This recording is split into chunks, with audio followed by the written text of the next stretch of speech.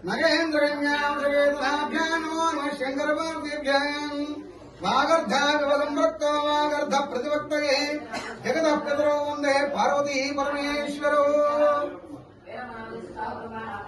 భక్తమాదేవికి 50 మంది భక్తులకి కూడా ఈ యొక్క కార్తీక పూర్ణిమ సందర్భంగా మన బాపట్ల జిల్లా నక్కబొక్కలవాడు వయా బల్లిగుర మండలం కొణిదెన గ్రామంలో 1800 సంవత్సరాల కిందట కోటి ఏనుగుల కొండిగణపత రాజులు చోళ భూపాల రాజులు పరిపాలనలో ఉండగా ఈ యొక్క ఆలయ నిర్మాణం జరిగింది. ఆలయ నిర్మాణం జరిగిందే గాని స్వామివారి ప్రదర్శించిన స్వామివారి అయితే కాదు, స్వయంభూగా వెలిసినటువంటి ఆయన. ఏ విధంగా అంటే ఇది మొత్తం కూడా ఒక పెద్ద గుట్టగా ఉండేది. ఈ గుట్ట మీద ఒక గొల్లతను అనగా యాదవులతను గోవుల్ని కాచుకుంటూ ఆ గోవుల్ని కట్టేద్దామని చెప్పి గడ్డపారతో ఒక పలుగు వీగా వెంటనే అక్కడ నుండి చీముగాటం ప్రారంభమైంది. తర్వాత ఇంకొక పలుగు వేయగానే రక్తం రావడం ప్రారంభమైంది. వెంటనే తన దృష్టికి వస్తా పోయింది. తర్వాత కళ్ళలో స్వామివారు కనిపించి, ఒరే నాయన, నేను ఇక్కడ ఉన్నాను, చూసుకోకుండా నా ఇద్దరు పలుగు వేశారు కాబట్టి ఈ దోషం పోవాలి అంటే నాకు ఆలయం నిర్మాణం చేయమని చెప్పి ఆ స్వామివారు చెప్పారు. అలా చెప్పగానే ఆ యాదవులతను తన కుమారుని పిలిపించి తనకు వచ్చిన కళ గురించి మొత్తాన్ని చెప్పి తను ఎక్కడైతే గడ్డపార వేశారో అక్కడ చేతులతో మట్టి తీయించగా స్వామివారు కనిపించారు.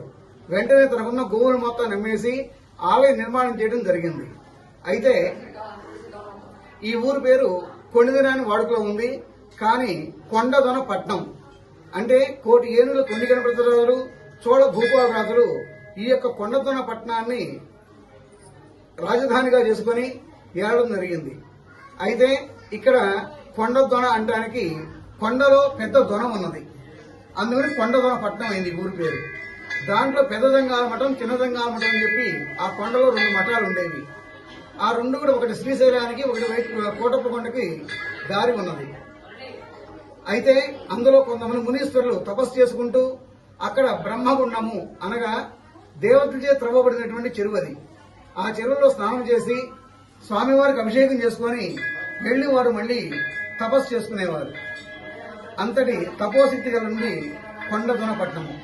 బ్రహ్మగుండంలో స్నానం చేసినట్లయితే సమస్త రోగాలు కూడా హరించుకుపోతాయని చెప్పి ప్రతి భక్తుడు కూడా విశేషంగా కార్తీక సోమవారము, కార్తీక పూర్ణిమ, మాస శివరాత్రి, పూర్ణిమ, ఏకాదశి, రవి సంక్రమణ అనగా సూర్యుడు ఒక రాశిలో నుంచి ఇంకో రాశిలోకి ప్రవేశించిన రోజున ఇక్కడ విచ్చేసి స్నానాలు చేసుకుని స్వామివారిని దర్శించి ఈ యొక్క స్వామివారికి అనుగ్రహం వల్ల అష్టైశ్వర్యాలతో భోగభాగ్యాలతో తొలదూగుతూ ఉంటారని చెప్పి ఒక ప్రతీత.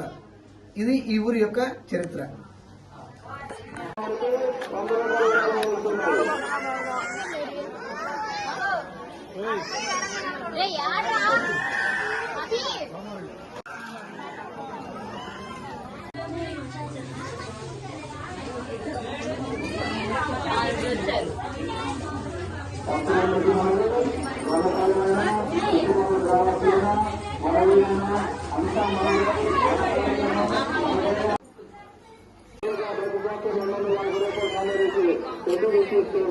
అర్థం